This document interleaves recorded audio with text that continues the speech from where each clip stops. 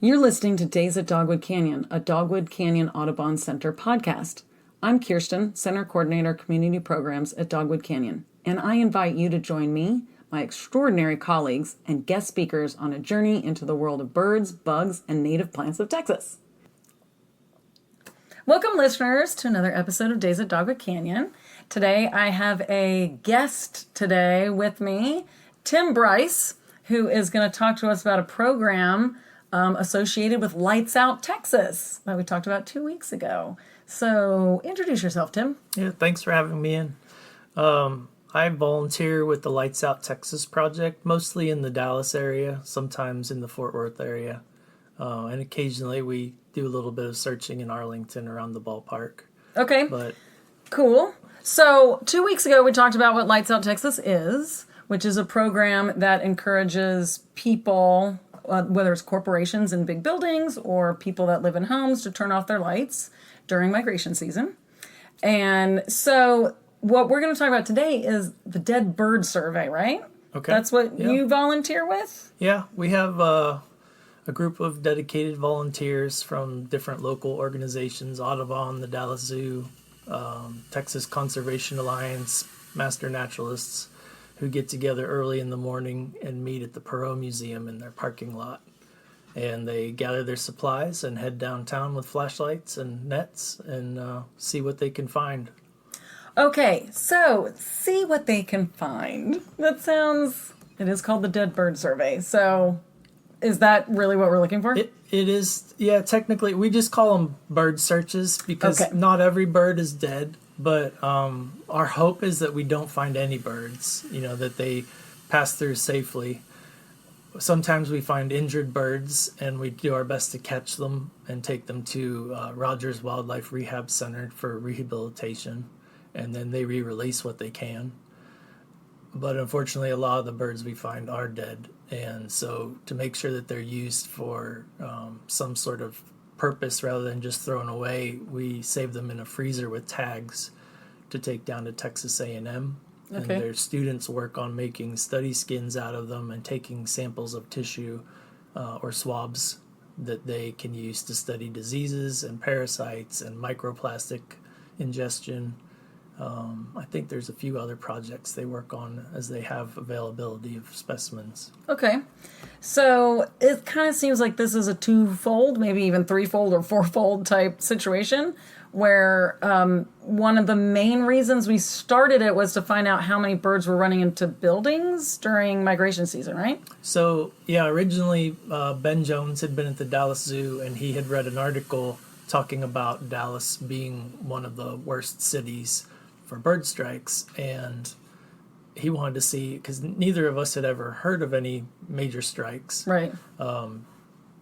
But we were curious, so we started to do surveys in the fall of 2020. We were going to do the spring, but COVID had the city shut down. We weren't allowed to, but we started in the fall of 2020 and started to realize there are no big masses of birds striking the buildings, but there is a bird or two over here, and then another one or two over here, and another one or two over here. And by the time you add that up in a season, that might be over 400 birds, just in the short circumference that we search. Okay.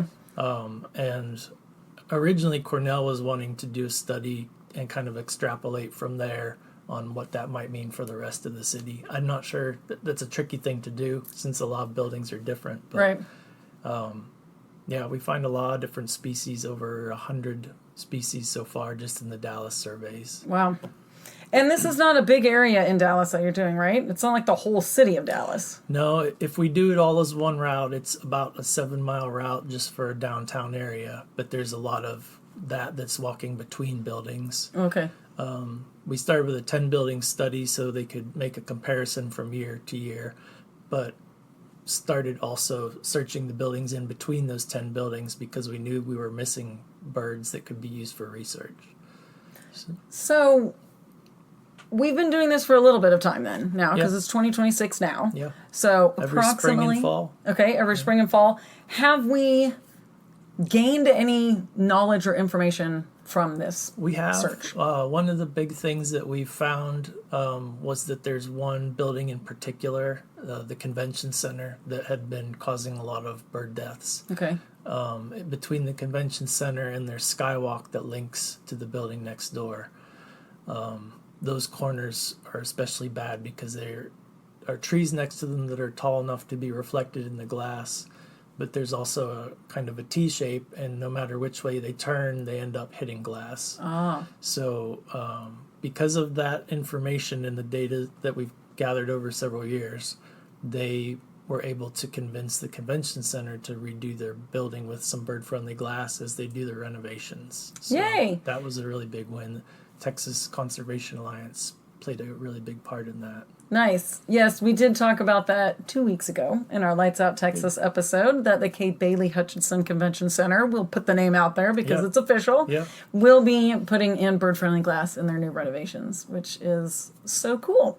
It's really interesting, too, that this particular survey actually helped get enough information to encourage that change. It is. Which is it's very nice to know that what nice we're to doing know. is impacting something. Yeah, well, and the research as well, I think it's just as valuable because we may not be helping the birds in Dallas currently, but it's hopefully helping future birds by studying the diseases and things. And one of the things they found is that the songbirds that we're finding are really not carrying, what's it, bird flu? Okay, like avian flu? Avian flu. Yeah.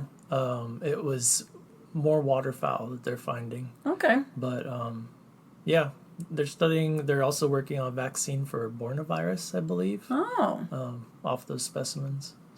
So I guess one of the questions is, what kinds of birds, because you've mentioned songbirds, you mentioned waterfowl, what kind of birds are we finding in these searches? We find very few birds of prey. We have gotten a kestrel and another hawk.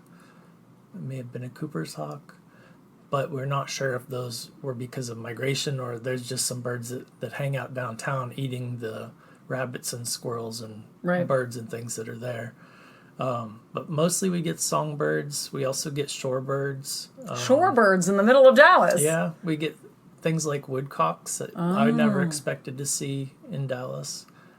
We get things like rails, Virginia rail and Sora rail. Okay. But mostly songbirds. We get nighthawks. Trying to think of other unusual things. Hummingbirds were a surprise to me because I always think of them as being so agile that they wouldn't run into things that fast and hurt themselves.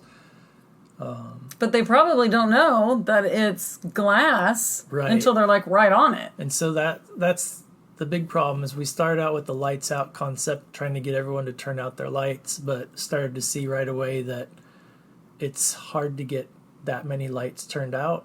And for every light you get turned out, someone puts in a brighter LED light. It's cheaper to run. And so it's even brighter. And it's really more that the birds are attracted down at night while they're migrating. But then they see reflections of trees. When they wake up in the morning, the city wakes up and starts startling them out of the trees. And they fly into the new batch of trees across the street, which is really glass.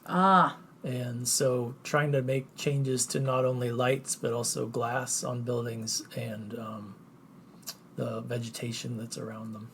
I got it. Okay. So it seems to be impacting, well, I guess a question, migration season is when the surveys are happening. Yes. Do we do it in between?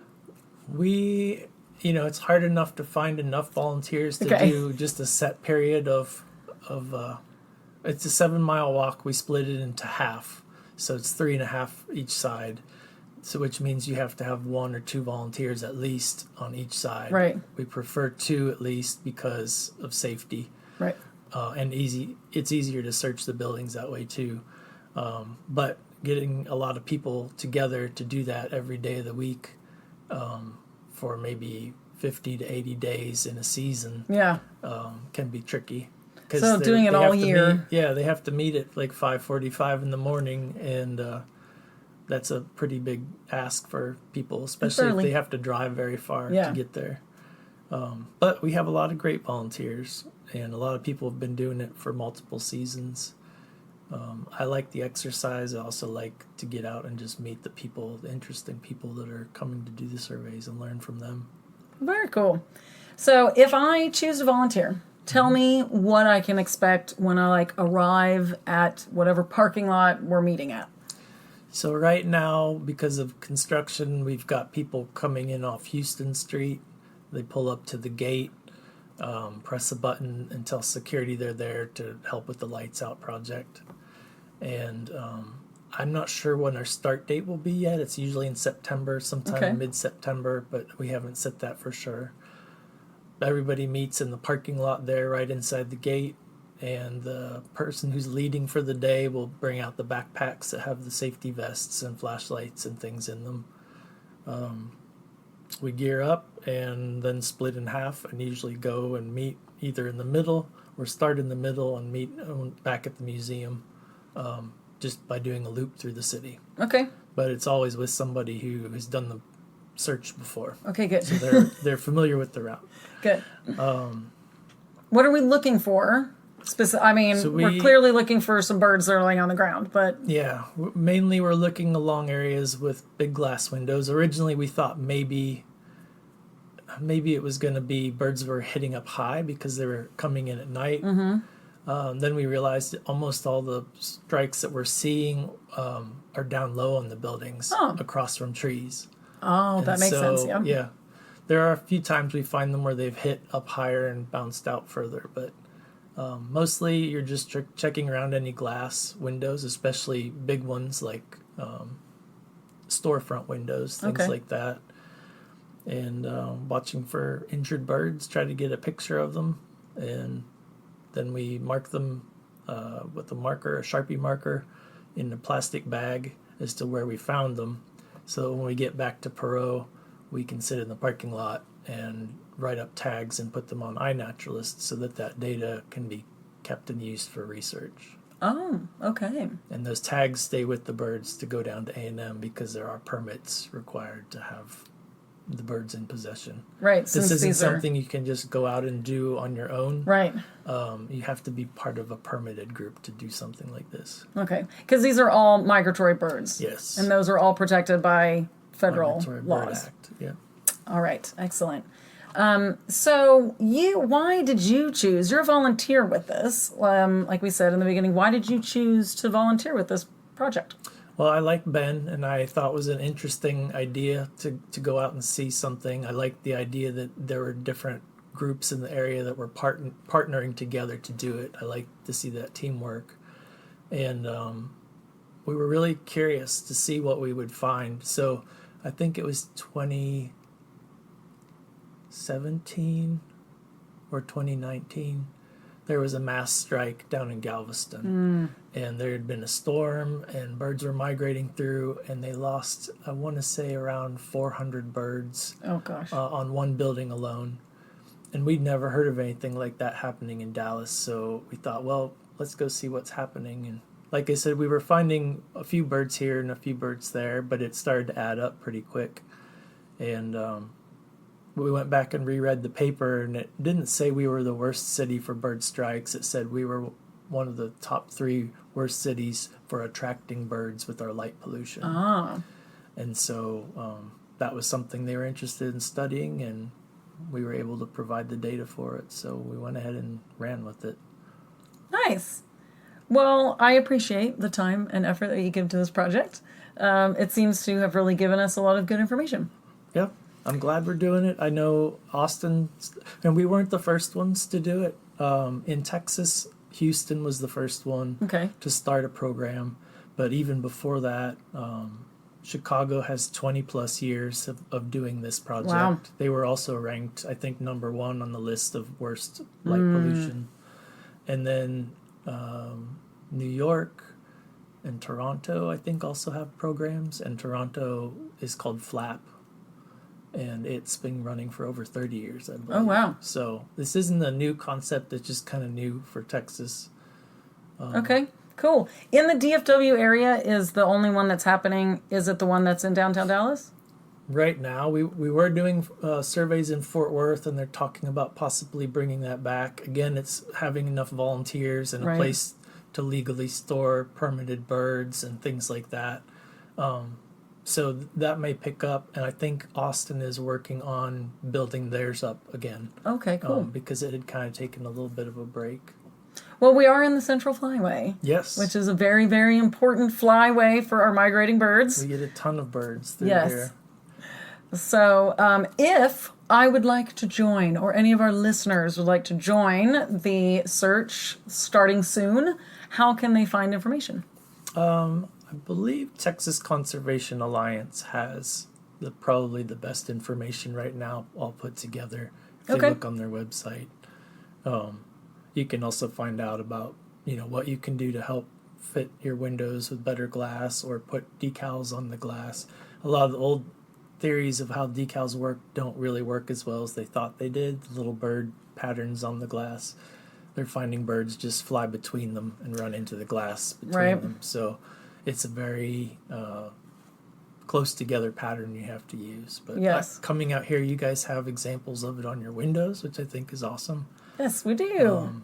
And you have some glass samples that can show different varieties that are available. Yes, we do. Thank you for the plug. Yes, if you live in the Cedar Hill area or anywhere in the Metroplex, come out. We do have stuff that I've just recently put up on our windows to show you what you can do. That's one of our challenges this season, is to get people to act and put stuff on their windows. So yes, we'll be doing that, and those will stay up all year round for us. We won't take them down. It's honestly, we don't do the surveys during the rest of the year because we don't have the migrating birds, but we do know that other birds are running into glass, just local birds. They seem to be a little bit more familiar with glass, so it's often the younger ones that we find that have hit the glass, grackles and doves and things like that. We did find a chicken downtown one time as well. Yeah, down in a sunken courtyard, so we caught it and took it to the rehab center, but... Yeah, you never know what you're going to find. I wouldn't have expected a chicken. We didn't either. Not in downtown Dallas. My goodness. Well, is there any last thoughts that you would like to tell our listeners about Lights Out Texas project or the search project or anything about window strikes? So we talk about the downtown area being an area of concern, but people's houses are often just as bad as anything else. And a lot of people don't notice them because the bird hits and falls into a bush, or an animal scavenges it, takes it away. But consider putting downward facing lights if you need lights on your house at night. Motion sensor lights are the best. Warm lights like yellows are much better than bright whites and blues. They also find that people are worried about safety with not having lights, but a lot of times the lights being on constantly allows people to scope out where they can break in. Yeah. So motion sensor lights are really good for kind of a compromise on that. And then having some sort of decals on your windows if you know that there is a place that is detrimental to the birds. Yeah. Well, excellent. Thank you so much for joining us on an episode of Days at Dogwood Canyon. Yeah, thank you for having me. If you like this podcast, please rate and review us. Reviews help new listeners find us, which means more people learning about birds, resulting in more impactful bird-friendly actions. And we'd love to hear from you. Please reach out via email and our social media with questions, comments, or bird and native plant sightings. Until next time, keep birding and keep learning.